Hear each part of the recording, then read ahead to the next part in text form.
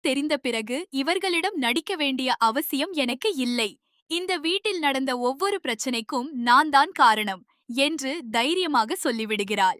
இதற்குப் பிறகு இன்னும் அதிர்ச்சியான உண்மை வெளிவருகிறது.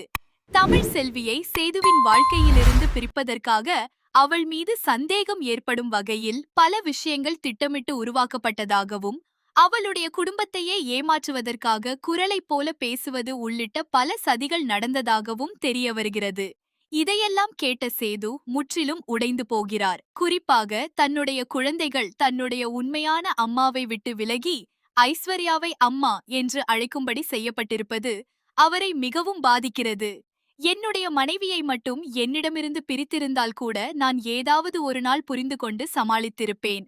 ஆனால் என் குழந்தைகளையும் என்னிடமிருந்து பிரித்து அவர்களுடைய மனதில் அவர்களுடைய அம்மா யார் என்பதையே மாற்றிவிட்டீர்களே, இதை எப்படி என்னால் மன்னிக்க முடியும் என்று சேது கதறுகிறார். அந்த நேரத்தில் ஐஸ்வர்யா சேதுவின் காலில் விழுந்து அழுது, நான் செய்தது மிகப்பெரிய தவறு. ஆனால் நான் உங்களை சிறு வயதிலிருந்தே விரும்பினேன். உங்களை திருமணம் செய்து கொள்ள வேண்டும் என்ற ஆசைதான் என்னை இந்த அளவுக்கு கொண்டு வந்தது. ஈஸ்வரி சொன்ன திட்டத்தை நம்பி தமிழ் செல்வியை உங்கள் வாழ்க்கையிலிருந்து அகற்றினால் மட்டுமே உங்களை அடைய முடியும் என்று நினைத்தேன். வேறு வழியே தெரியாமல் இப்படி செய்துவிட்டேன். என்னை மன்னித்து விடுங்கள் என்று கண்ணீர் விட்டு கதறுகிறாள். ஆனால் சேதுவின் கோபம் அடங்கவில்லை. அந்த கோபத்தில் ஐஸ்வர்யாவின் கழுத்தை பிடித்துக்கொண்டு, என்னுடைய வாழ்க்கையை நாசம் செய்தது நீ. என்னுடைய குழந்தைகள் இப்படி தவிப்பதுக்கும் நீதான் காரணம். உன்னை எப்படி மன்னிப்பது என்று ஆவேசப்படுகிறார். அப்போது ஈஸ்வர் உடனே தலையிட்டு சேதுவை தடுத்து நிறுத்துகிறார். ஆனால் ஐஸ்வர்யா கூட ஈஸ்வரியிடம் கோபமாக, எல்லாவற்றுக்கும் காரணம் நீங்கள்தான். நீங்க மட்டும் இந்த திட்டத்தை போடாமல் இருந்திருந்தால் நான் இப்படி மாறியிருக்க மாட்டேன் என்று சொல்லிவிடுகிறாள். அதற்கு ஈஸ்வரி, உன்னை காப்பாற்றத்தான் இப்போது பேசுகிறேன். ஆனால் நீயே என்னை குற்றம் சொல்கிறாயா என்று கோபப்படுகிறார். அதற்குப் பிறகு ஈஸ்வர் சொல்லும் ஒரு உண்மை அனைவரையும் அதிர்ச்சியில் உறைய வைக்கிறது. சேது ஐஸ்வர்யாவின் கழுத்தில் தாலி கட்டவே இல்லை என்பதுதான் அந்த உண்மை.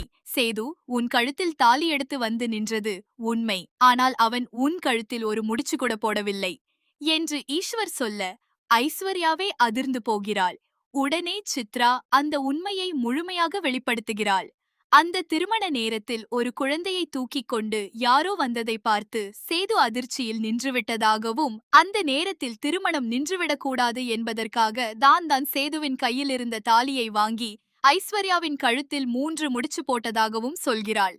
சேது உன் கழுத்தில் ஒரு முடிச்சவும் போடவில்லை. அந்த திருமணம் நடந்தது போல எல்லோரையும் நம்ப வைக்க நான் தான் அந்த தாலியை கட்டினேன் என்று சித்ரா சொல்லும்போது சேதுவின் உலகமே நின்று போனது போல ஆகிறது. இத்தனை நாட்களாக தன்னுடைய வாழ்க்கையில் நடந்த திருமணமே உண்மையான திருமணம் அல்ல என்று தெரிந்ததும் அவர் அப்படியே கீழே உட்கார்ந்து விடுகிறார்.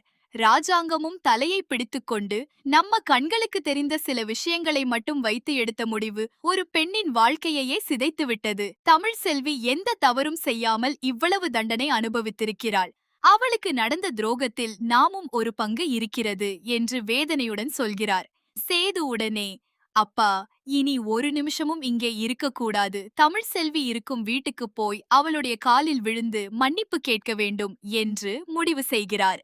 இந்த முடிவுக்கு பிறகு குடும்பத்தில் உள்ள அனைவரும் தமிழ் செல்வியின் வீட்டுக்கு செல்ல தயாராகிறார்கள்.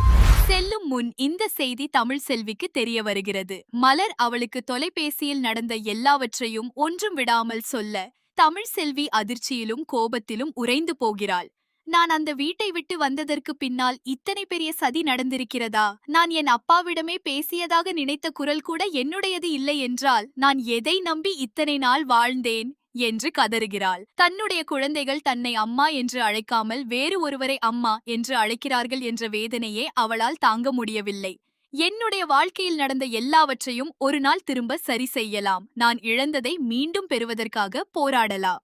ஆனால் என் குழந்தைகளின் மனதில் இருந்து என்னை ஒரு அந்நியமாக்கியதை மட்டும் நான் மறக்க மாட்டேன் என்று உறுதியுடன் சொல்கிறாள். குடும்பத்தினர் அவளுடைய வீட்டிற்கு வருவதை அறிந்ததும் அவர்களை எதிர்கொள்ள தயாராகிறாள். இதற்கிடையில் ராஜாங்கம், சேது, ஈஸ்வரி, சித்ரா, ஐஸ்வர்யா என அனைவரும் தமிழ் செல்வியின் வீட்டை அடைகிறார்கள். அவர்களை பார்த்த செல்லப்பாண்டியும் வசந்தியும் ஏதோ பெரிய விஷயம் நடந்திருக்கிறது என்பதை புரிந்து கொண்டு பதற்றமடைகிறார்கள். தமிழ் செல்வியை சந்திக்க வேண்டும் என்று ராஜாங்கம் சொல்ல, வீட்டுக்குள் இருந்த தமிழ் செல்வியின் பாட்டி அவளை அழைக்கச் செல்கிறார். ஆனால் தமிழ் செல்விக்கு எல்லாம் தெரிந்துவிட்டதால் அவள் அமைதியாகவே வெளியே வருகிறாள். அவளுடைய முகத்தில் இருந்த கோபத்தை பார்த்தவுடனே அங்கே வந்தவர்கள் அனைவரும் தலைகுனிந்து நிற்கிறார்கள். தமிழ் செல்வியை பார்த்தவுடன் ஐஸ்வர்யா ஓடி வந்து அவளுடைய கையை பிடித்துக்கொண்டு அழுகிறாள்.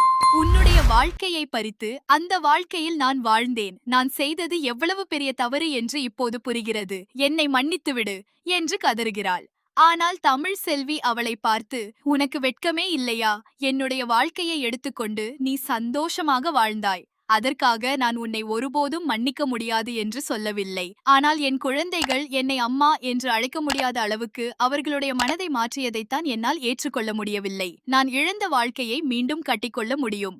நான்